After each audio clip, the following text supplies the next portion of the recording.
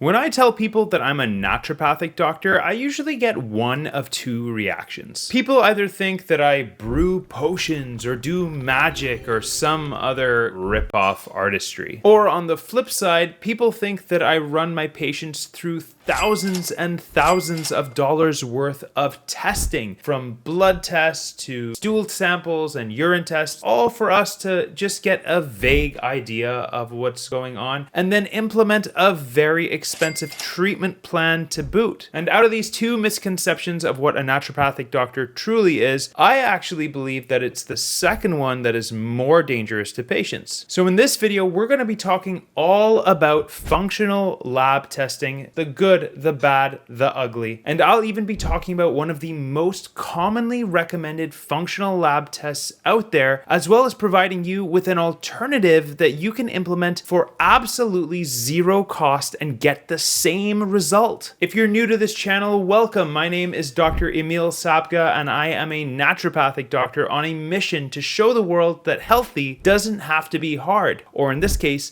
expensive. I figured that the best place to start is to define what functional testing is in the first place. Functional testing is an umbrella term used to define specific diagnostic testing that helps us get to the root cause of a problem. Let's use the thyroid, for example. The conventional way to check the thyroid is by running a metric called TSH, short for thyroid stimulating hormone. This is a signaling molecule released by the pituitary gland in the brain that instructs the thyroid to release thyroid hormones, specifically T3 and T4. A functional approach, on the other hand, would include checking all of the thyroid metrics, including TSH, T3, T4, and all of the specific thyroid antibodies. Now, usually with more testing comes more information, so using a functional approach can help us identify exactly where the problem in the thyroid is coming from. Is the thyroid overproducing or underproducing thyroid hormone? Is the pituitary gland not sending a strong enough signal? Is there an autoimmune concern that is preventing the thyroid from working optimally? These are all of the questions that we can answer when we take a functional approach to testing the thyroid. Now, I start with this example to make a very important point, and that is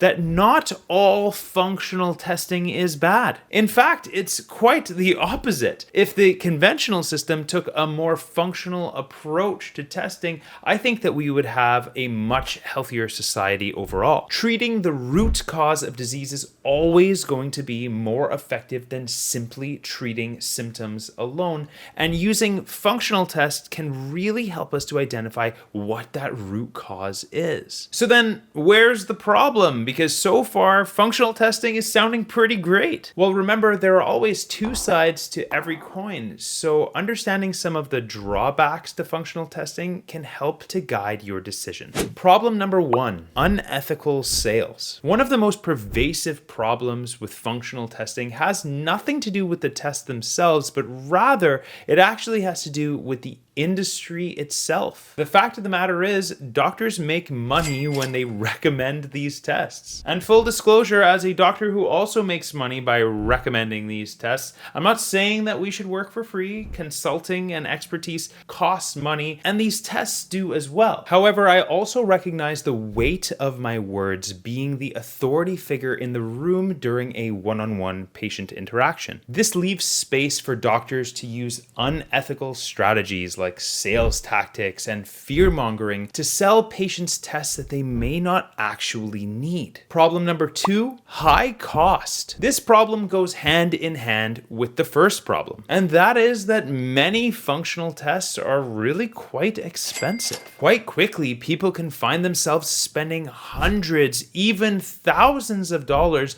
searching for the answer to their problems. And for many people, these costs can be prohibitive, and it sends the message that if you can't afford the tests, then nothing can be done to help you. And that's simply not true. And problem number 3, testing error. On this topic, it's important to remember that the field of functional testing is not a perfect science. This means that some of the commercially available tests on the market may yield false positives or false negatives. Can you imagine spending hundreds of dollars on a test that you may not need to find an answer that you may not find? That doesn't sound like a pretty good position to be in if you ask me. Now, give me the chance to do some damage control, because you're probably out here thinking that the entire industry is a scam, and that is simply not the case. By and large, the naturopathic and functional medical community exists to help people solve complex problems,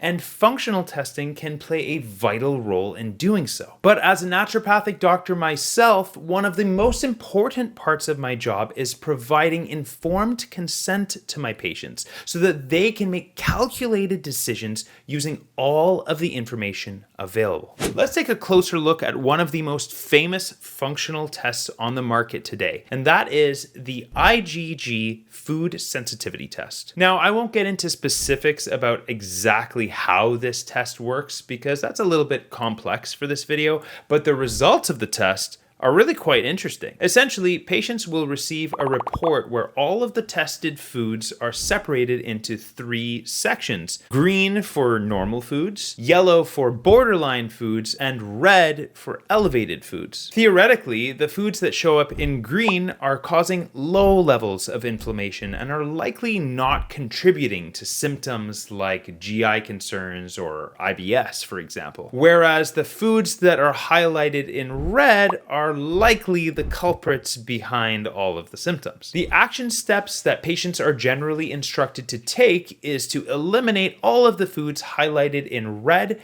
and yellow and wait for symptoms to resolve. Sounds easy enough, right? Well, the problem is that the test costs $279 Canadian at the time of filming this video, and you have to do an elimination anyway. Now, the benefit is that the elimination will be somewhat targeted, so you have a better idea and sense of direction of what exactly you should be eliminating. But following the traditional elimination diet without the test will provide you with the exact same results. The trade-off in this case is $279 for a slightly less restricted elimination diet. And for many people, this is a fair and valuable trade-off. But for others, they'd rather put their money towards their treatment rather than a test that is going to result in them having to do an elimination diet anyway. This is just one example of the types of conversations that I have with my patients when it comes to functional testing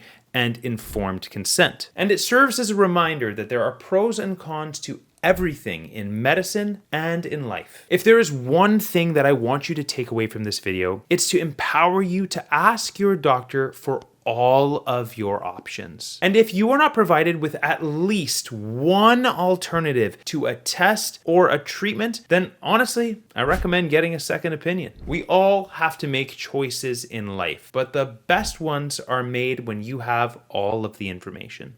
That's all for today, my friends. If you enjoyed this video, you can support the channel by liking this video, subscribing to the channel, or most importantly, sharing this video with someone who needs to see it most. If you have any questions about functional testing or anything health related, drop me a line in the comments and I will reply there. Thanks again for watching, and I will see you in the next video.